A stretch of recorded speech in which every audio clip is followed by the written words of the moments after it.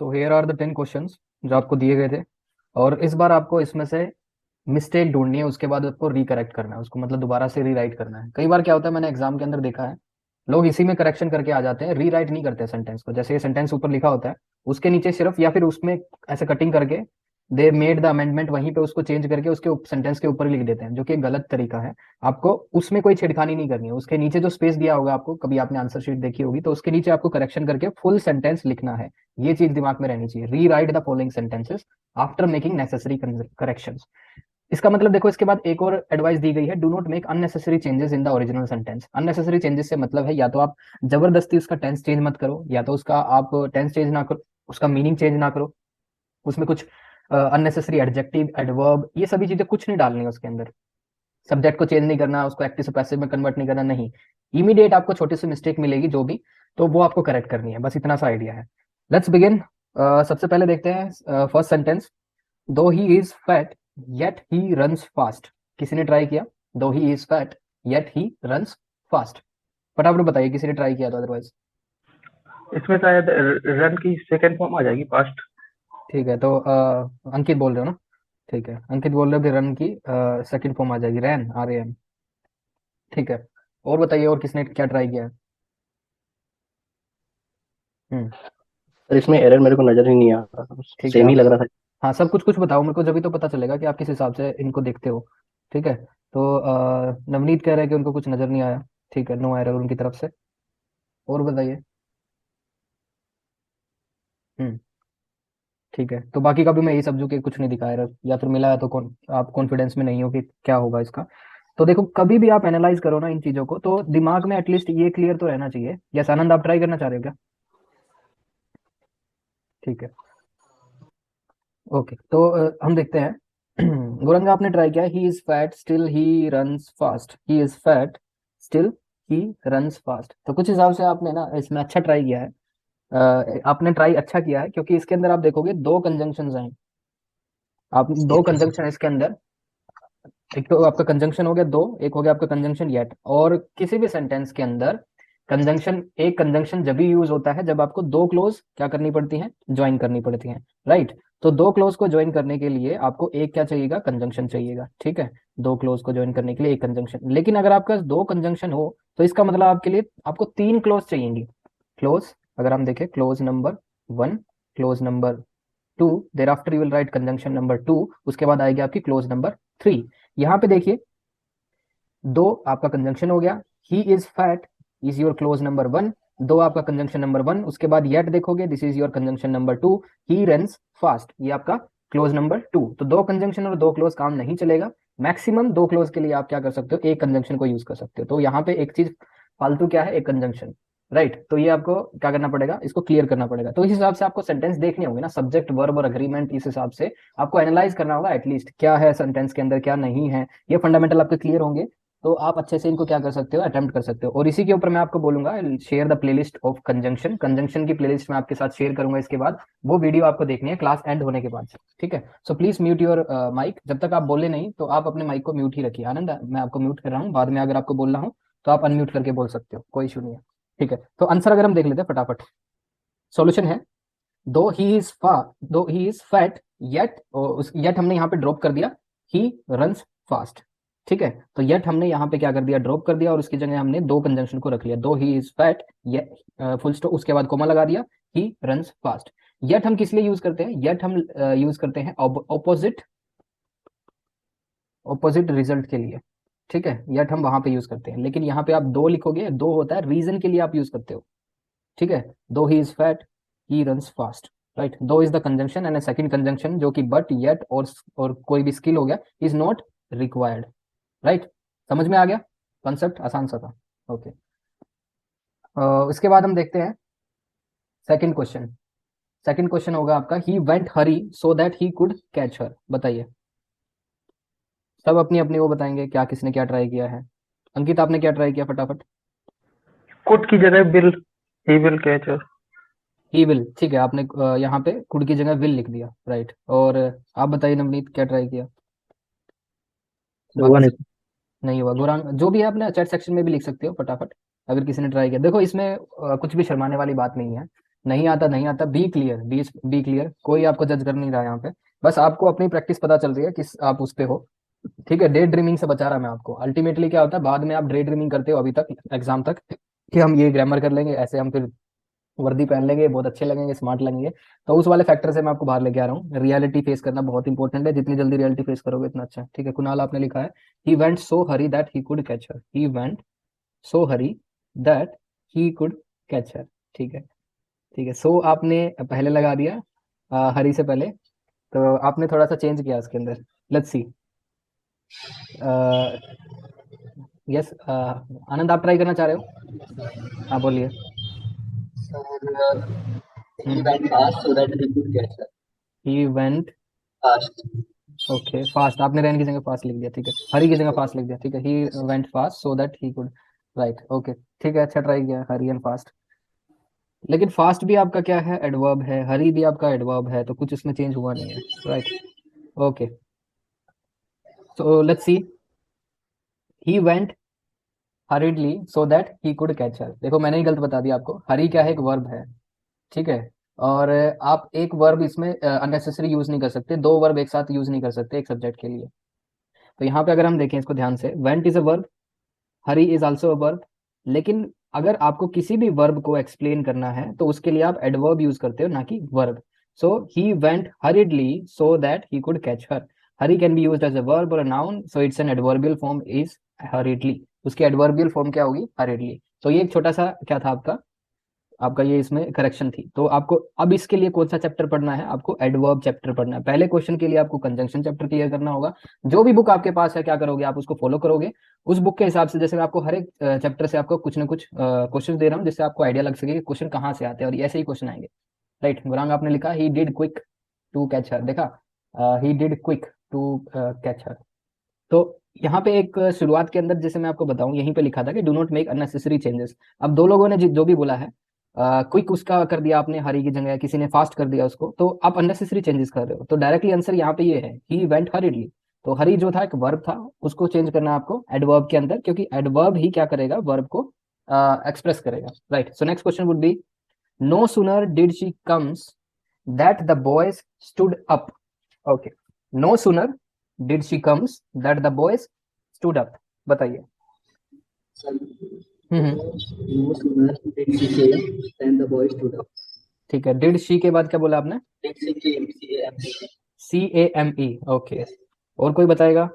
COME कम आएगा first homework की ठीक है, डेट के साथ। आप बोल रहे हो कम आएगा, एक बोल रहे केम आएगा, और बताइए।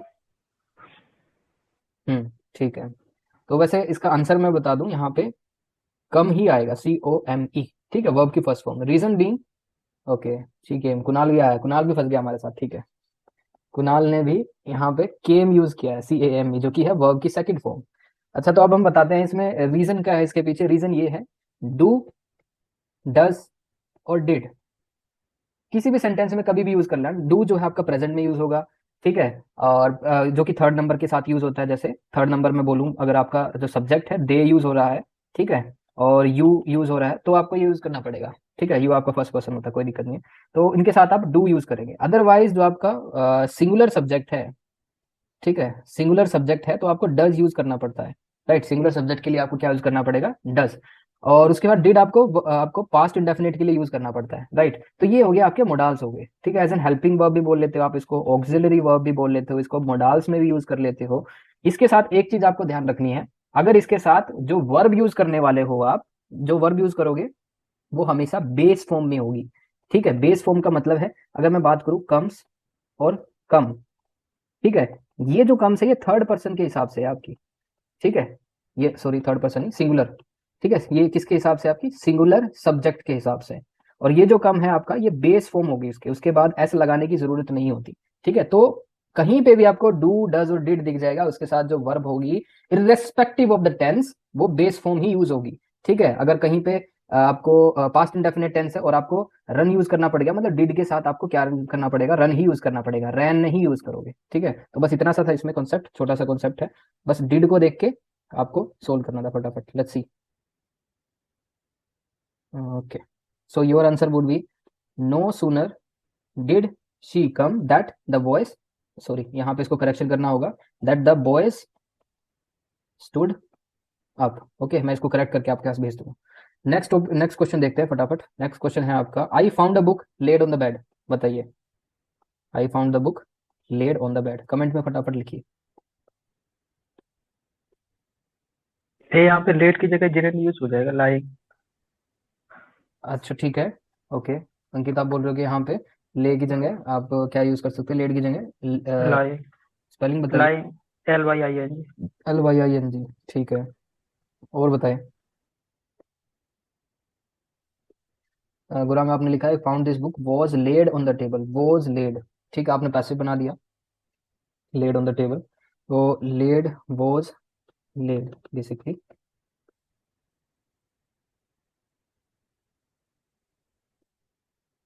Was laid. ओके, और किसी ने ट्राई किया है? ठीक है, तो जो आपने बताया है अंकित, तो वो तकरीबन तकरीबन ठीक है। बट मुझे एक बार इसमें प्रॉब्लम ये लग रही है कि जो आपने LYING बताया ना, शायद वो ठीक ना हो। उसके साथ आपका, हाँ ठीक है, लाइंग ही आएगा। और लेइंग जो होता है और लाई जो वर्ब है, इसमें आपको समझना पड़ेगा। देखिए, लाई और ले, अगर आप बोलो कि आप ग्राउंड पे लेटे हो, ठीक है, आप ग्राउंड पे लेटे हो, तो वो वाला मीनिंग कौन सी वर्ब कन्वे करेगी? और आप अगर आपसे ये पूछे कि आपने ग्राउंड के ऊपर या फिर टेबल के ऊपर वाटर बोतल रख दी है, ठीक है, तो उसके लिए आप कौन सी वर्ब यूज करोगे?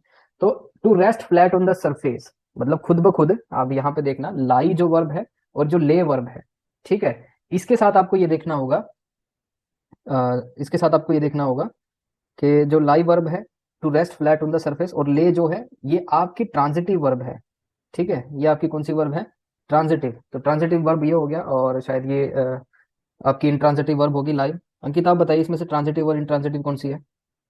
ट्रांजिटिव वर्ब है ले, लेड, लेड, हम्म, LAY। और इंट्रांजिटिव है LIE, लाइक। है ना, इन लाई, एल आई, ठीक है। हाँ, इसमें मतलब ऑब्जेक्ट की जरूरत नहीं रहती, ये काम अपने आप करता है। हाँ, मतलब इसमें जैसे ऑब्जेक्ट लेट की, गया वो अपने आप, उसमें कोई एक्सटर्नल एक्शन यूज नहीं होता। हाँ अब यहाँ पे सीरियल की मेहनत काम आती है, ठीक है। तो यहाँ पे बिल्कुल। आप देखोगे, एक मिनट ध्यान से, कंफ्यूजन कई बार क्या हो जाती है, जैसे आपको सेंटेंस है ना फंसाने के लिए क्या करते हैं, जैसे अगर मैं यहाँ पे ले वर्ब यूज कर लेता और ये ले वर्ब, आपको दिखाई तो दे रही होगी दोनों वर्ब क्या है, सिमिलर हैं, लेकिन यहाँ पे आपको मीनिंग भी कन्वे करना है, मतलब दिमाग में ऐसा मीनिंग पहले ही निकाल लेना है, क्या उसमें ट्रांजिटिव वर्ब की जरूरत है या फिर इंट्रांजिटिव वर्ब की जरूरत है। अगर उसमें ट्रांजिटिव वर्ब की जरूरत है, ठीक है, अगर उसमें ट्रांजिटिव वर्ब की जरूरत है, तो आप सोचोगे यहाँ ये वाला ले है, इसका मतलब ये वर्ब किस आपकी फर्स्ट फॉर्म है। अगर किसी सेंटेंस के अंदर इंट्रांजिटिव वर्ब की जरूरत है, मतलब जहां पे वर्ब के बाद ऑब्जेक्ट की जरूरत नहीं है, तो इसका मतलब ये वाला ले यूज हुआ है, जो कि आपकी वर्ब की सेकंड फॉर्म दिखाएगी, ठीक है। तो इसमें कंफ्यूजन रहता है। तो लाई, ले और lain, to rest flat on the surface, इसके बाद ऑब्जेक्ट नहीं आता, और ले, लेड और लेड लिख सकते हैं, या फिर लेइंग लिख सकते हैं इसको, ये लेइंग आएगा या फिर लाइंग आएगा, लेइंग, ठीक है। Okay, so I found the book lying on the bed, तो ये आपका ये वाला हो गया, आपका फर्स्ट वाला है ये। अगर लेन की जगह मैं लाइंग भी लिख सकता हूँ, ठीक है, लाई, ले, लेन या फिर लाइंग, ठीक है। अगर मैं इसी में करेक्शन करूँ तो आपकी कंफ्यूजन यहीं से दूर हो जाएगी। लेट मी करेक्ट, इसको आप एज एन पास्ट पार्टिसिपल भी यूज कर सकते हो, जैसे मैंने नीचे किया है, लेइंग की जगह, ठीक है। लेड को आप लेइंग भी लिख सकते हो, लेन को आप लाइंग भी लिख सकते हो, LYING, ठीक है। तो इसमें आपको इंट्रांजिटिव वर्ब की जरूरत है, इंट्रांजिटिव वर्ब, बुक लेइंग, ठीक है। आई फाउंड द बुक, मतलब बुक वहां पे पहले से ही रखी हुई थी बेड के ऊपर, किसी ने रखी नहीं है, पहले से रखी हुई थी, तो ये इसका मीनिंग है। तो इस हिसाब से आपको इंट्रांजिटिव वर्ब यूज करनी पड़ेगी, ऊपर वाली, नीचे वाली है ट्रांजिटिव वर्ब, ठीक है। Okay, let's move to the another question. He behaves as if he was the richest man on this earth. ये तो मुझे लग रहा है सब बताओगे आप। हम्म, The richest man on earth. हाँ, आपके माइक में वैसे इशू है कुछ, मैं बता दूं आनंद, तो क्या आपने करेक्शन किया? If he is the richest man, sir, बहुत ही ओके, गलत आएगा। ठीक है, आप म्यूट करो, आप टाइप करो, बहुत ज्यादा इशू है आपके माइक में, ठीक है। ओके, और कोई ट्राई करेगा? ही वॉस आएगा, ही वेयर आएगा। वर आएगा, हाँ, ही वॉस। ठीक है। आप इंग्लिश में तो अच्छा स्कोर करके आओगे दिख रहा है मुझे। He behaves as if he were the richest man on the earth, were क्यों यूज किया, रीजन बता दो। एज इफ और इफ ए उसमें आते हैं, मतलब ये मतलब इमेजिनेशन वाली सेंटेंस में है, तो इसमें ही के साथ मतलब किसी भी सब्जेक्ट के साथ वर ही यूज होता है। ठीक है, इमेजिनेशन वाले सेंटेंस है, मतलब ये आपका कौन सा कंडीशनल हो गया? हाँ, कंडीशनर याद नहीं आ रहा अभी मुझे। ये आपका होगा ओपन और शायद, कंडीशनल, ठीक है, ओपन हाँ कंडीशनल, ठीक है, जो ये आपके इमेजिनरी सेंटेंस होते हैं जो रियलिटी में चेंज नहीं हो सकते, ठीक है, that can not be change into reality, ठीक है, तो यही इसका मतलब हो गया। Let's see, he behaves as if he was और he were the richest man on this earth. इसका मतलब ये है, वो इस तरह से बिहेव कर रहा था जैसे वो रिचेस्ट मैन हो इस अर्थ का, लेकिन इसका इम्प्लाइड मीनिंग क्या है, ठीक है, इसका इम्प्लाइड मीनिंग ये है कि वो नहीं है, वो इस तरह बिहेव कर रहा था जैसे वो सबसे अमीर आदमी है, लेकिन वो नहीं है। तो इस हिसाब से देखोगे, एक हाइपोथेटिकल और अनरियल सिचुएशन के लिए आपको वर्ब की कौन सी फॉर्म यूज करनी पड़ती है, सेकंड फॉर्म, ठीक है, सेकंड फॉर्म यूज करेंगे, राइट। यहाँ पे तो वर्ड्स की जगह आपको वर यूज करना पड़ेगा, लेकिन ये सब्जेक्ट वर्ब एग्रीमेंट के हिसाब से ठीक नहीं है, ही के साथ वर यूज होता नहीं है, बट फिर भी आपको जब भी ये सब्जंक्टिव मूड का एक क्वेश्चन है, वैसे तो सब्जंक्टिव सब्जंक्टिव मूड्स, ठीक है, सब्जंक्टिव मूड, तो वहां पे हम यूज करेंगे he behaves as if he were the richest man on the earth. Let's see the question, he behaves as if he were the richest man on this earth. Explanation है, the embedded clause need a subjunctive form, that is the word should be were and not was, तो यहाँ पे word आना चाहिए। Okay, कोई समझ में आया इस ये वाला क्वेश्चन और इससे पहले वाला क्वेश्चन? जो भी ना समझ में आया ना, टाइप कर देना, बिल्कुल शर्माने की जरूरत नहीं है, ठीक है। तो सब्जंक्टिव मोड पे मैंने अब एक स्पेशल वीडियो बनाई है, वो भी आप देखोगे। सब्जंक्टिव मोड पे, कंडीशनल पे मैंने वीडियो बनाई है, कंजंक्शन पे मैंने वीडियो बनाई है, ठीक है, वहां से आप देखोगे। उसके साथ ही आप ये देखोगे, ये वाले no sooner did she came, ये इस पे मैंने वीडियो बना रखी है, ये भी आपका कौन किसके अंदर आएगा, इसका है आपका inverted form of subject and verb, inverted form of subject plus verb, इस पे स्पेशल वीडियो बना रखी है, तो हर एक कॉन्सेप्ट आपका क्लियर हो जाएंगे। तो मेरा ये टेस्ट कंडक्ट करने का मतलब यही है कि मैं पहले आपको प्रॉब्लम दूं, उसके बाद फिर मैं आपको सॉल्यूशन दूं, उस हिसाब से आप जल्दी रिलेट कर पाओगे। अदरवाइज मैं आपको पूरा लेक्चर डिक्टेट करा देता हूं, उनका तो कोई फायदा नहीं होता। So let's see, next question is, he is the fastest runner and he came last. फटाफट करते हैं, उसके बाद हमें वो भी क्वेश्चन करनी है। ही इज द फास्टेस्ट, तो देखो कोई भी क्वेश्चन देखो तो ऐसे एनालाइज करते चलो। ही क्या है, सब्जेक्ट, इज क्या हो गया, लिंकिंग वर्ब, द फास्टेस्ट क्या हो गया, उसका एडजेक्टिव हो गया, रनर एंड क्या हो गया, कंजंक्शन हो गया, एंड ही केम लास्ट, ठीक है। केम यहाँ पे वर्ब की सेकंड फॉर्म यूज हुई है, यहाँ पे वर्ब की फर्स्ट फॉर्म यूज हुई है। तो अब मुझे बताओ क्या हो रहा है इसके अंदर, क्या दिक्कत है? यहाँ पे क्या है आपकी, आपका प्रेजेंट, और यहाँ पे आपका पास्ट हो गया। हम्म, तो कहाँ गड़बड़ है इसके अंदर? केम की जगह कम ही कम सा आएगा। चलो आप इसको बोल रहे हो कि कम सा आएगा, तो ये क्या हो गया, वैसे तो रिजल्ट हो गया है ना, जो एंड के बाद जो लिखा हुआ है वो है रिजल्ट, राइट। तो रिजल्ट आपका प्रेजेंट में कैसे आएगा? सर कंजंक्शन को चेंज कर सकते हैं क्या? बिल्कुल, एंड की जगह पे बट ही केम लास्ट। बिल्कुल हो सकता है, बट, ठीक है, ही बट केम। कर सकते हो, बट की जगह कोई और भी, येट, येट भी यूज हो सकता है। Yet is for opposite result, मतलब आप अच्छा कर रहे हो, you are a good player, ठीक है, प्लस आप उसमें क्या बताओगे कि उसके अपोजिट ही कुछ ना कुछ क्या आया है, रिजल्ट आया है, तो ठीक है, तो इस हिसाब से अपोजिट रिजल्ट के लिए आपको येट यूज करना होगा। चलो फटाफट देखते हैं। He is the fastest runner but he came last, so but और येट दोनों यूज कर सकते हो, कोई इशू नहीं है। तो यहाँ पे आपने ठीक दिमाग लगाया है। But is the conjunction to be use when the second clause कौन सी है इसमें, ये gives information contrary to the first one और the one expected by the first clause, इससे कंट्रारी जो भी इंफॉर्मेशन के लिए आपको यूज करना होगा, तो आप वहां पे बट यूज करेंगे, ठीक है। नेक्स्ट क्वेश्चन देखते हैं, he neither comes nor he writes, ये हमने कल भी डिस्कस किया था उस क्लास के अंदर, बताइए। He neither comes nor he writes, आपके लिए हिंट है, neither nor connect same rank of structure. He हट जाएगा, ही रिमूव हो जाएगा, नॉट राइट्स हो जाएगा। सो ही नीदर कम्स नॉर राइट्स, ठीक है, आप ये बोल रहे हो, आप बोल रहे हो कि नीदर कम्स नॉर राइट्स, ठीक है। One way of correcting this, Gurang आप बोल रहे हो कि neither he comes nor write, neither he comes nor writes, so ये गलत होगा, neither he comes nor writes, तो ये आपका गलत होगा। इसका रीजन मैं आपको बताता हूँ। नीदर ही कम्स, क्योंकि नीदर और नोर आपके कोरिलेटिव कंजंक्शन है, और उसके बाद सेम रैंक के स्ट्रक्चर्स आप कनेक्ट करते हैं। अगर मैं इसके रैंक देखूं, ही क्या होगा, सब्जेक्ट हो गया, और नोर के बाद कैरीज क्या होगी, वर्ब होगी, तो सेम रैंक है नहीं, दोनों सब्जेक्ट होने चाहिए, दोनों वर्ब होने चाहिए। लेकिन आपने जो अंकित बताया है कि ही नीदर, ही के बाद नीदर लिखा है, मतलब सॉरी, ही नीदर, नीदर के बाद क्या लिखा है, कम्स, वर्ब है जो कि, नोर के बाद क्या लिखिए, वर्ब, जो वो दोनों सेम वर्ब होगी तो सेम रैंक के स्ट्रक्चर हो गए, करेक्ट हो गया। इसके अलावा और कोई भी तरीका है? जैसे गुरांग आपने सिर्फ अगर यहाँ पे राइट से पहले आप ही लिख देते ना, neither he comes NOR he rights, आपका बिल्कुल सही हो जाता आंसर, ठीक है। तो आप यहाँ अगर इस पे ये इतना आप थोड़ा सा इसमें अमेंडमेंट कर देते हैं, neither he comes NOR he rights, तो यहाँ पे भी आप देखोगे नोर के बाद क्या हो गया, सब्जेक्टिव केस है, नीदर के बाद भी सब्जेक्ट है, तो आपका ठीक हो जाएगा, ठीक है।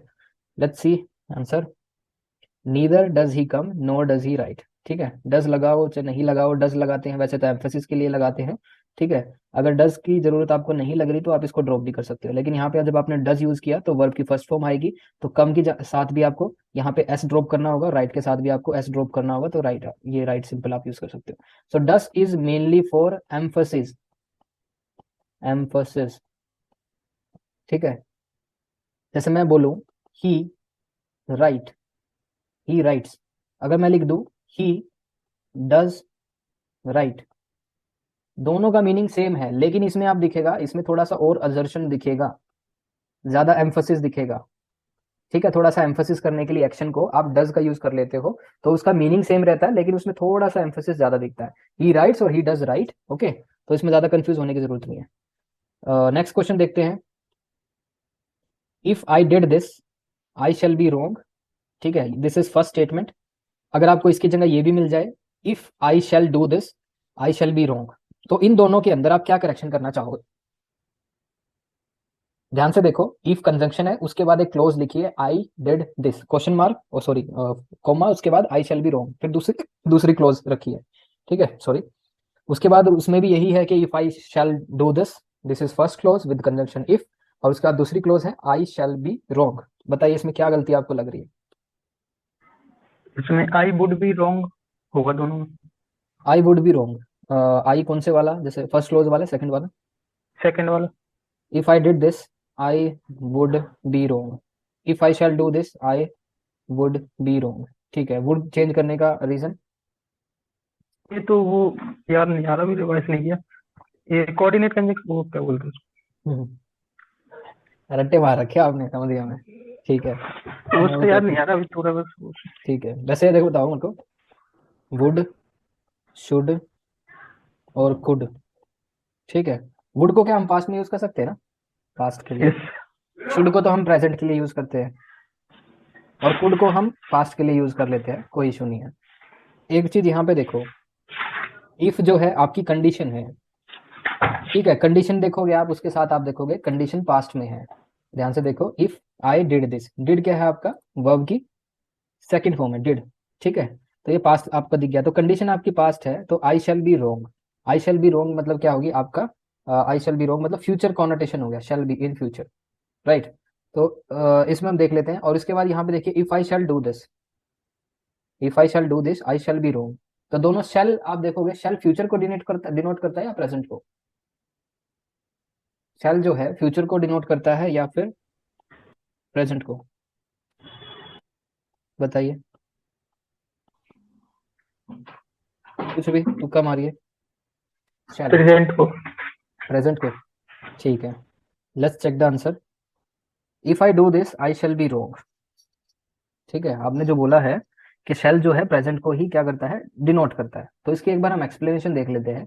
एक्सप्लेनेशन क्या है, कंडीशनल सेंटेंसेस सबसे पहले तो देख लीजिए, क्योंकि मैंने इफ कंडीशन का यूज किया है।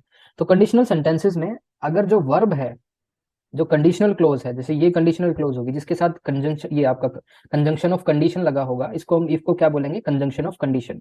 तो ये आपकी क्लोज भी कौन सी होगी, कंडीशनल क्लोज। अगर वो पास्ट में है, इस हिसाब से फिर verb of the consequent clause, ये कॉन्सिक्वेंट क्लोज होगी, should have the past tense. इसका मतलब ये है, अगर आपकी कोई कंडीशन है जो कि पास्ट की है, उस हिसाब से आपका जो कंसिक्वेंट क्लोज होगी, जैसे मेन क्लोज भी बोल सकते हो उसको, वो भी आपकी पास्ट में होनी चाहिए, दिस इज अ रूल। लेकिन शेल जो है ये प्रेजेंट को दिखा रहा है, तो ये तो ठीक नहीं है ना। इस हिसाब से आप देखोगे, the verb of the consequent clause should have the past tense form, if the consequent clause in the future tense, लेकिन यहाँ पे तो फ्यूचर है नहीं, ठीक है। यहाँ पे अगर लिखा होता if I will do this, तो इस हिसाब से conditional clause must be in the present tense, ठीक है। उसमें आप क्या कर सकते थे, मेन क्लोज आपका प्रेजेंट में हो सकता था, लेकिन यहाँ पे आपको देखना होगा, if I do this I shall be wrong, मतलब यहाँ पे जो आपका इफ आई डिड दिस ये आपका पास्ट है, तो मेन क्लोज में भी आपका क्या होना चाहिए, पास्ट होना चाहिए, तभी इसका काम चलेगा। ठीक है, तो मेन क्लोज में पास्ट, या तो आप उसको क्या कर सकते हो, आप प्रेजेंट में कर सकते हो, दोनों क्लोज को प्रेजेंट में कर दोगे तो काम चल जाएगा, मतलब आप इसको इस तरीके से भी ठीक कर सकते हो। ठीक है, दोनों क्लोज को अगर प्रेजेंट में कर दोगे, if I do this I shall be wrong, right, if I do this I shall be wrong, do को भी मैंने प्रेजेंट कर दिया, और जो आपकी मेन क्लोज थी इसको भी मैंने क्या कर दिया, प्रेजेंट में कर दिया, और आपकी कंडीशनल क्लोज को भी मैंने प्रेजेंट में कर दिया, मेरा काम चल गया। अदरवाइज जैसे आपने बताया अंकित कि if I did this I would be wrong, ठीक है, आपने शुरुआत में यही बताया था ना, I would be wrong. Yes sir. तो ये भी इसका एक तरीका है इसको ठीक करने का। अगर मैं यहाँ पे लिखूं if I did this I would be wrong, तो मैंने कौन सा करेक्शन किया इसमें, मैंने राइट मोस्ट करेक्शन कर दिया। मतलब जब भी आप कोई भी सेंटेंस आपके सामने आता है, आपको वो करेक्ट करना होता है, तो आप कौन सा करेक्शन करते हो, लेफ्ट मोस्ट करेक्शन आपको करना होता है हमेशा। You need to do the leftmost correction. मतलब अगर यहाँ से आपका सेंटेंस शुरू हो रहा है, अगर आपको गलती शुरुआत के अंदर दिख रही है, तो आप उसको करेक्ट करना ज्यादा ठीक रहेगा rather than correcting the right most. ठीक है, तो ये मतलब कोई हार्ड एंड फास्ट रूल नहीं है कि आपको लेफ्ट मोस्ट ही करना है, बट आइडियली किसी भी बुक में देखोगे या फिर जनरली जितने भी आप कॉम्पिटेटिव एग्जाम में, अगर कोई उसके अंदर आरटीआई भी लगाता है कि आपने ये आंसर चूज क्यों किया, तो उनके सामने यही आता है ऑप्शन कि राइट लेफ्ट मोस्ट करेक्शन ही करना होता है। सो यहाँ पे इफ आई डू दिस, तो इसको मैं ये चेंज कर सकता हूँ, I do this I shall be wrong. ठीक है, अदरवाइज वुड लिखना भी गलत नहीं रहेगा। If I did this I would be wrong, this is also correct. Let's move to the next question. कोई समझ में नहीं आया तो चीज बता दो। ओके, मुझे लग रहा आ गया, या फिर सिर के ऊपर से गया है। हालांकि इतने टफ कॉन्सेप्ट तो नहीं है ये अभी तक। आ गया सर समझ। ठीक है, नेक्स्ट है none of the boys had learned their lesson। none of the boys had learned their lesson। आपको एक हिंट है, सब्जेक्ट वर्ब और एग्रीमेंट का क्वेश्चन है, लगाइए दिमाग।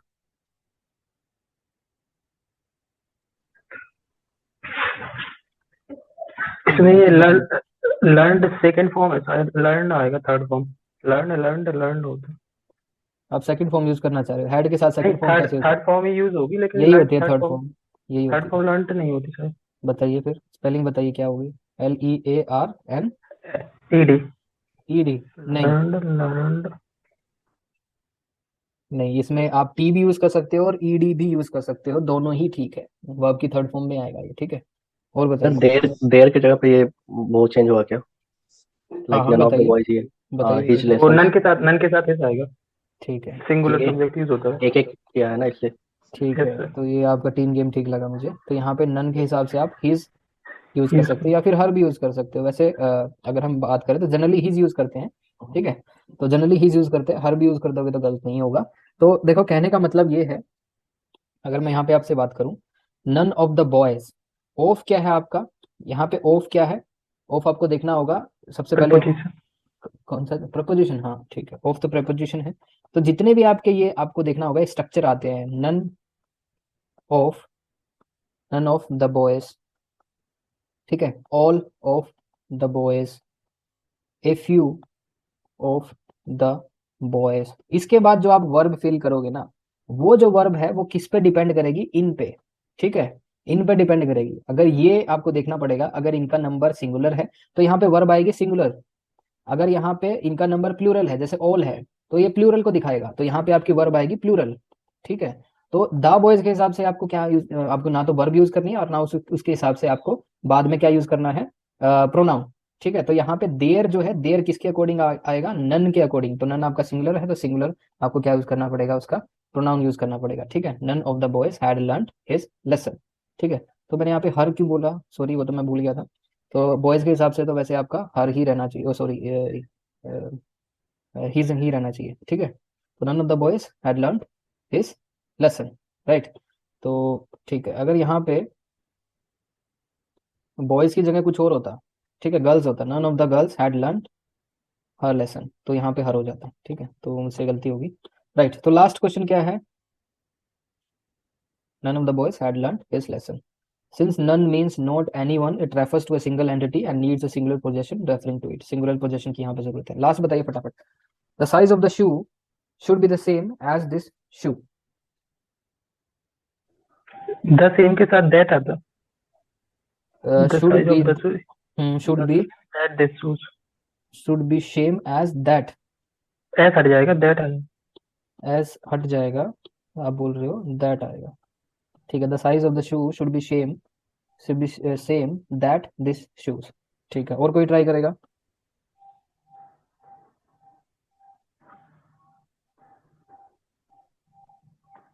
गुरांग आपने लिखा है साइज ऑफ बोथ द, देखो मीनिंग चेंज कर रहे हो ना बोथ क्यों लेके आ रहे हो? द साइज बोथ कहाँ पे बोला है इसने? ये तो कंपैरिजन कर रहा है ना। The size of the shoe should be the same as that of this shoe, तो ये पोजेशन वाला आपका केस आ गया।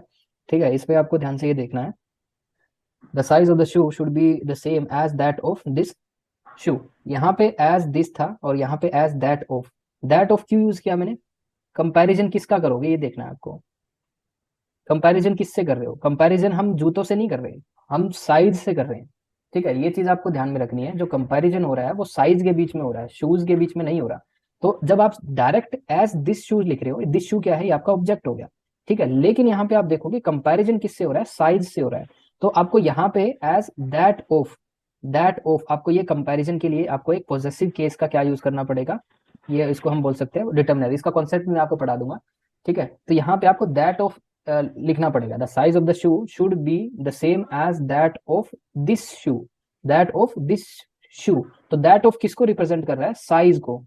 ठीक है, दैट ऑफ दिस शू। तो इसको आपको ये ध्यान से समझ आए। In such comparative sentences we must be careful to compare the same part of the same thing. ठीक है, same part of the two thing, that of, these of and those of, और नेसेसरी वर्ड ऑफन ओमिटेड, कई बार इनको omit किया जाता है, लेकिन ये क्या है? गलत है। जैसे मैं यहाँ पे बात करूँ, एक और एग्जाम्पल दिया है, his teaching was like Buddha. His teaching was like Buddha.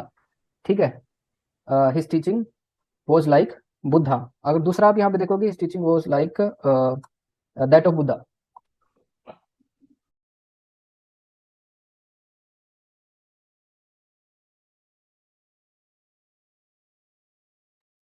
हाँ सॉरी, कॉल आ गया था। तो यहाँ पे आपको दिख रहा होगा डायरेक्टली, यहाँ पे कंपैरिजन किसका हो रहा है? टीचिंग का। कंपैरिजन टीचिंग के बीच में है, तो इस हिसाब से ना तो बुद्धा के बीच में कंपैरिजन है, ना कि हिज के बीच में कंपैरिजन। कंपैरिजन की जो क्वांटिटी आप देखोगे वो है टीचिंग, तो इस हिसाब से टीचिंग के बीच में कंपैरिजन होगा। तो यहाँ पे दोबारा से आपको दैट ऑफ यूज करना पड़ेगा। दैट ऑफ किसको रिप्रेजेंट करेगा? टीचिंग को। दैट ऑफ बुद्धा, तो बुद्धा की टीचिंग और उसके बीच में कंपैरिजन हो रहा है। तो सेम, जैसे आप यहाँ पे देखोगे, same part of two things के बारे में क्या होता है? कंपैरिजन। Right, okay. तो आपके जो सभी क्वेश्चन हो गए, ये आपके कंप्लीट हो चुके हैं। ठीक है, so now will discuss one previous year question of CAPF paper 2 2017 के अंदर जो क्वेश्चन आया था आपका, वो हम डिस्कस करेंगे।